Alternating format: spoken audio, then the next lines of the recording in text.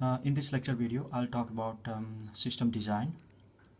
The design of the control system is centered around two very important specifications. The first is steady state performance,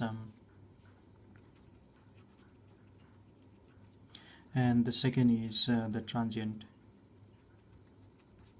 performance. Now, if we see a response of the second order system for unit step input, it is like this. For unit step input, this is input and this is output. So this part is the transient part, and this is the steady state part. To meet the steady state performance of the system is easy. The parameters might be the steady state error. So we have to the specification, maybe we have to meet the steady state error should be less than 5% or 10%.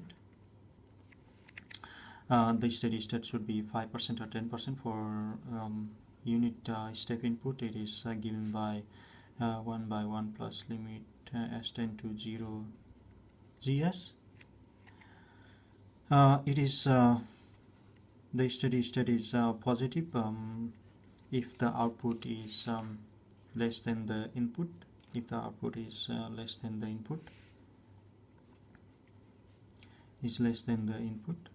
and it is negative if the output is greater than the input.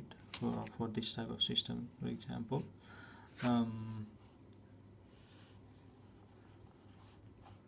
if this is input and this is output, if the output is larger than the input in the steady state, then the steady state error is negative. So the steady state performance can be met with this steady state error, but to meet the transient performance, there are various specifications to meet the transient performance. For example, the first one is time to peak for transient. Time to peak. Another specification is percentage overshoot, how much it is overshoot from the mean value or steady state value. Percentage overshoot. And the third parameter is steady state time or settling time, TS. So these three parameters are required to design a system in the transient part, and for the steady state part, steady state error is the specification for steady state error is required. Now we'll see one by one how we can design the system meeting those specifications. First we'll see one by one. Let's see first percentage overshoot.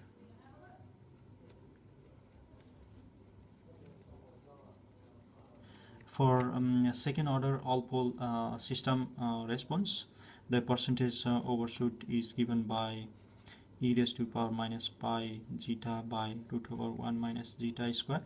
So the percentage overshoot is only dependent on the zeta, where zeta is damping factor.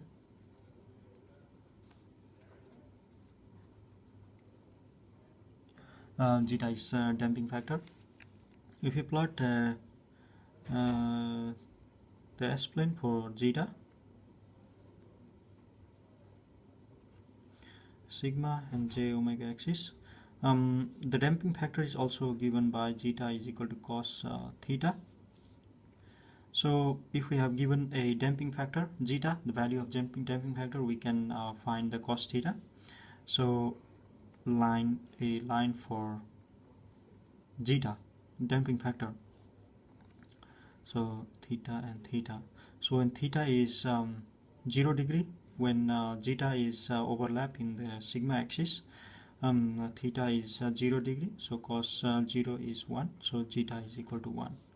So here when we move this zeta to j omega axis, when it's overlap here, theta is equal to 90 degree, cos 90 degree is equal to 0, and zeta is equal to 0. So that means when we move from zeta value from here to here, will decrease the value of zeta. So the damping is reduced from when we are here, when our pole is here, to moving to j omega axis, and when our pole is here, the system is critically damped. That means zeta is equal to 0, and let's say the system at this point, the response at this point for unity step is like this. At this point the response is a little bit oscillatory, it will go to peak, and when it goes to here, this one is more oscillatory, so peak time percentage overshoot will increase, so it will again increase, the percentage overshoot will again increase, percentage overshoot, and at this point it is critically damped. At j omega axis it is critically damped, so the system, the ripple will never die up to infinity, so percentage overshoot is maximum here in this case. So if we increase from here to here, the percentage overshoot will increase. So for a given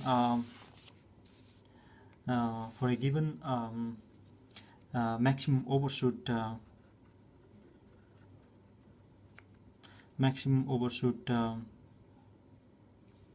percentage overshoot specification, we can evaluate a minimum allowable zeta. Minimum zeta value. So if we see in S-plane again, so for given zeta, we can calculate the theta, and we can find a zeta value. So for maximum percentage overshoot, we can find a minimum allowable zeta value. So we can draw a shaded region for minimum allowable zeta value. So this area, this shaded region is shaded area is where percentage overshoot is satisfied. So if we have given a zeta value, from there we can calculate theta. Theta is equal to cos inverse zeta, so we can calculate 3 theta from there, and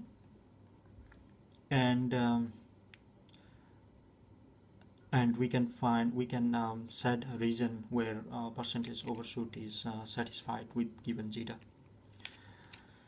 So now let's see another parameter specification that we need to meet. Time to peak. Second is time to peak. For second order system, it is given by pi by omega d.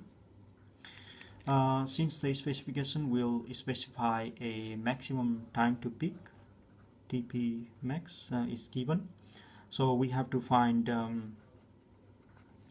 minimum omega d. From here we can calculate omega d equal to, for given TP, pi by TP. So if we plot omega d in S plane, sigma j omega axis. This is j omega axis. So to meet the maximum time to peak, we have minimum omega d. So if that means if omega d is increased, the time to peak is reduced. So conversely, if omega d reduce, time to peak is increased. So for maximum time to peak, omega d is minimum.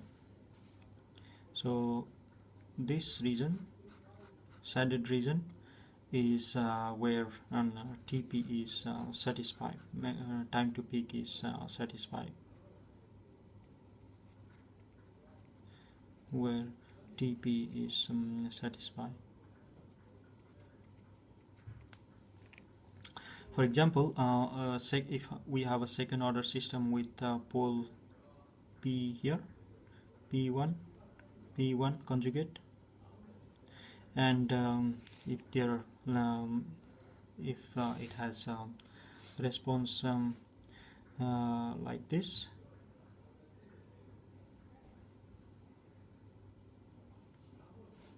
for TP1, for pole at TP1, and let's say we have another system with pole at this point, let's say P2 conjugate, P2 and P2 conjugate. So for P2, it is the omega d value is the omega d value for P2 is higher than P1. So omega d value, if we increase the omega d value, TP will reduce, time to peak will reduce. So for now P2 system, it is like this. So TP2. So if we increase the omega d, TP1 will reduce, time to peak. This is for TP1, and this is TP2, time to peak for system 2.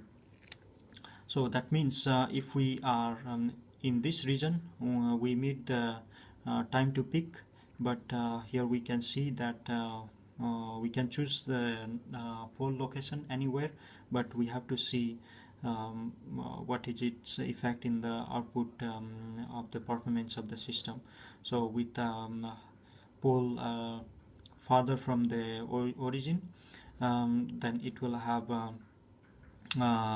low time to peak value, which is good, but it will increase the percentage overshoot. So the percentage overshoot will increase in this case. So any value from this point, any poles in this region will satisfy the time to peak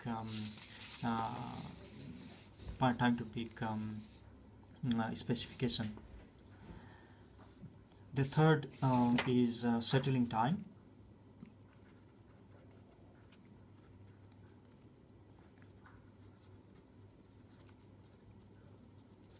Settling time for second order system, Ts is given by minus natural log delta by alpha, where delta is P by 100. P is percentage settling time.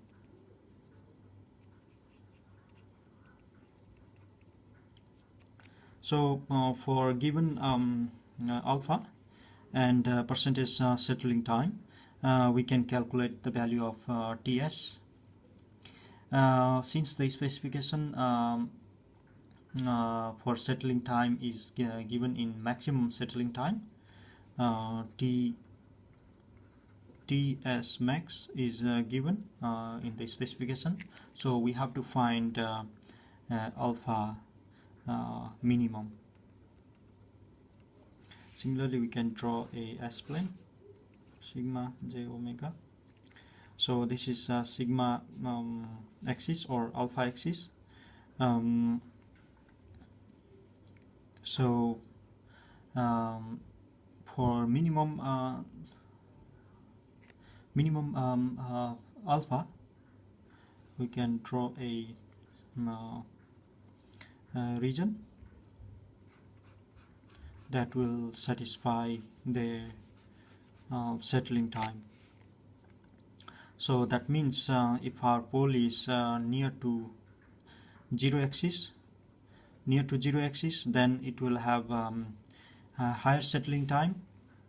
If alpha is low, then we have higher settling time compared to pole at infinity or near to infinity or larger pole.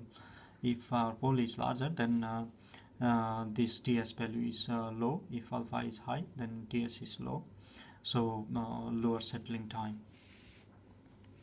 For example, in this case, for if the pole is here, then the settling time is low. Alpha is low, then settling time is large.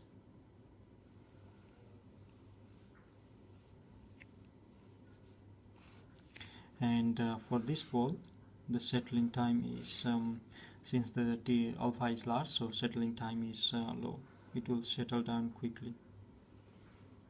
So compared to this figure and this figure, the settling time TS2, let's say TS1, TS2 is less than TS1, so the settling time for system 2 is less than the system 1. Now if we combine all these specifications, we can design the system meeting all those specifications. Again, we draw an S-plane, sigma j omega. To meet the certain percentage overshoot, we can draw a line. From the percentage overshoot, we can calculate the value of zeta. Zeta line, this is or percentage overshoot line. This is this line is for sigma, where it meets settling time. For given settling time, we can calculate the value of alpha or sigma. So this will meet the settling time. Any value larger than will meet the settling time. And for percentage overshoot, any pole within this region will satisfy the percentage overshoot. Now the third condition is time to peak, which is determined by j omega d or omega d, location of imaginary portion of the pole. So any value higher than this will satisfy the TP. This line is for TP, time to peak. So if we see that in this plot, to meet the percentage overshoot, our pole should lie in this region. To meet time to peak, pole should be higher than this value.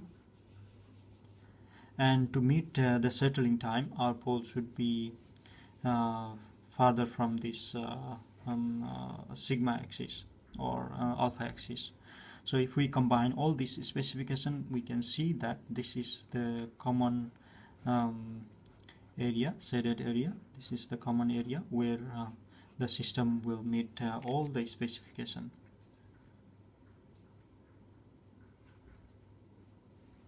This is this shaded area is where the system will meet all the parameter. Let's say if our pole is here, then the system will meet all the specification.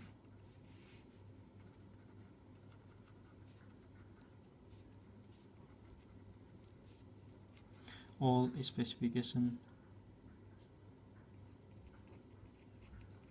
are satisfied. So if we have to design the system meeting all these transient performance requirement, then our pole should lie in this region. For example, if our pole is here, then we miss the settling time because it is less than this alpha value. Or if our pole is here, then we are not meeting the time to peak specification. If our pole is here, then we are missing both the settling time and zeta value, because our percentage overshoot is larger if our pole is here. Sometimes the specification is automatically made by meeting the other specification. For example, if we meet settling time and percentage overshoot, then we might meet the time to peak, but it is not the case always. So we have to draw a region like this. You will do that. You will draw this the same diagram in the project as well to find the desired closed loop poles for the system. Now it is up to us to choose within reasonable limit the desirable closed loop poles location. We can we can choose the pole in anywhere in this shaded region, but this shaded region is for output meeting the output specification. So while meeting the output specification, we have also meet the input as well. Input of the system should not exceed the allowable linear range while meeting this output specification. Input should not exceed the allowable limit. This is very important. So while meeting the output performance of the system, we have to take care that the system should not the input of the system should not exceed the allowable limit. For example, in this case, we are free to choose the pole to design the system to meet the specification, but if we choose the pole very far from the origin,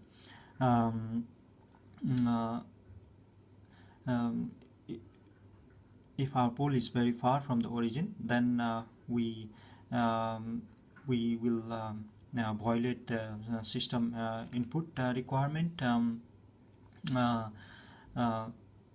For example, if our pole is far enough, then the output is close to step response, minimal percentage overshoot. For example, if the pole is near to this point, then the response is like this. And if we keep the pole farther away from the origin, then its settling time, time to peak, percentage overshoot, everything will reduce. Then it's almost close to the step input. But the output, but the input is the limit for the input will be out of the system allowable linear range. For example, for in the case of op-amp, it will saturate because of the large input.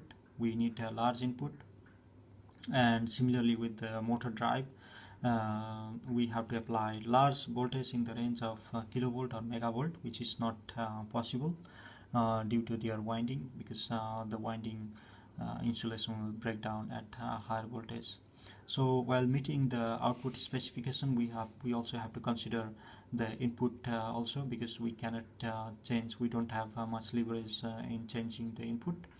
So we have to design the control system by choosing the pole close to the origin. So we choose the pole not far from input, but near to the far from origin, but near to the origin. Again, we draw.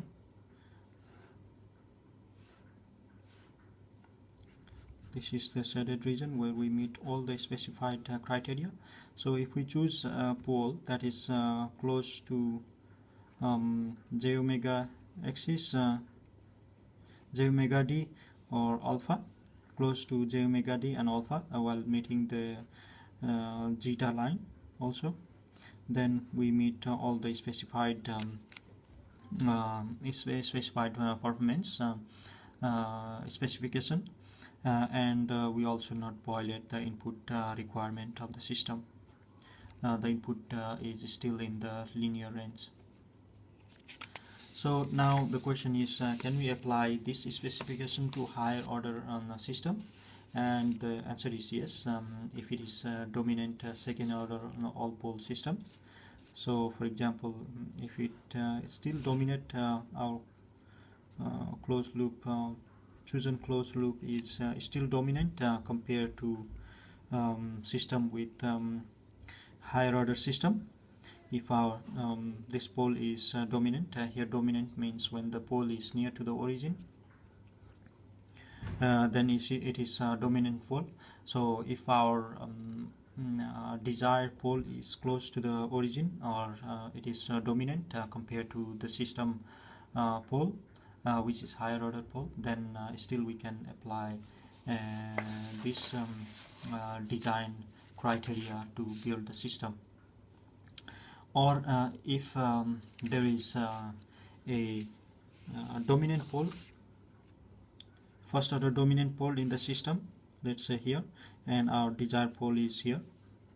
If we see here, the pole location of desired pole location is farther from the system pole. So this is dominant here, so this pole will dominate the performance of the system.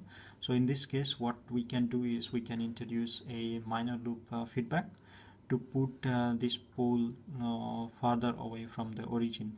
So if we put this pole farther away from the origin, then our system design requirement, performance design requirement pole is still dominant. So if we put this one here, farther here, using a minor loop,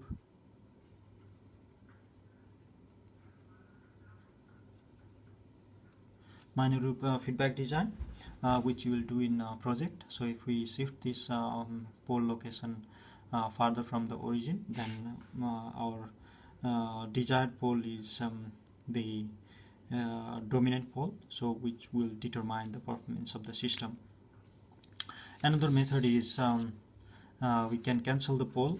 If our system is like this, we can cancel the pole by placing a 0 close to the pole location. So if we have a system with pole here and dominant pole here, and our desired pole is here, then we can cancel out this the effect of this pole by placing a 0 close to this pole, so that this will no more a dominant pole. So it will be cancelled out, and the effect is major effect is greatly dependent or largely dependent on this placement of this specified poles. Now let us see a example. Example 14.1 from the lecture note. We need to design a maze rover position controller to achieve the following specification. The first specification is percentage overshoot should be less than 10%, and another specification is time to peak should be less than 1.57 second, and third is the settling time should be less than 2%. 2% settling time should be less than 9 seconds. So we have to design a maze rover meeting all this specification. So we have to evaluate the region in order to they are given. For example, for percentage overshoot, we have 10% is 0.1 is equal to e raised to power minus pi zeta by 1 minus zeta square. from here zeta is equal to 0.591. So from here we can calculate the theta is equal to cos inverse zeta is equal to cos inverse 0.591 in the 591, and this is equal to 53 degree. So we can draw a region one by one. So theta is 53 degree for that zeta value. Zeta is 0.591 sigma. So to meet the percentage overshoot, our pole should locate in this region. Now we have another condition. We calculate one condition from here. To meet TP equal to pi by omega d. Now from here we can calculate omega d, pi by TP. We have given TP is equal to 1.57. Pi by 1.57 is equal to nearly equal to 2 radian per second. So from here with given TP we calculate omega d, so which is equal to 2 radian per second. J omega equal to 2j or minus 2j. So any value larger than this one is where we meet the specification for TP. Now the third is 2% settling time. Now we can calculate alpha is equal to minus natural log percent p log delta by alpha.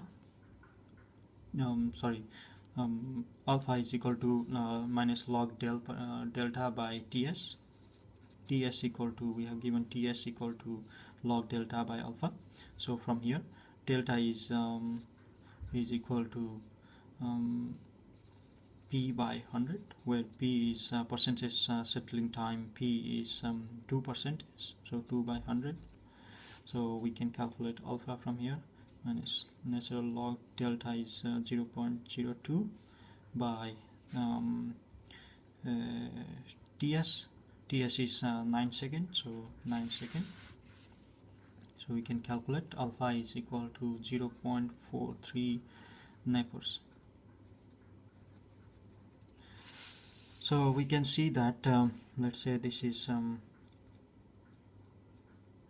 0.43 nepers.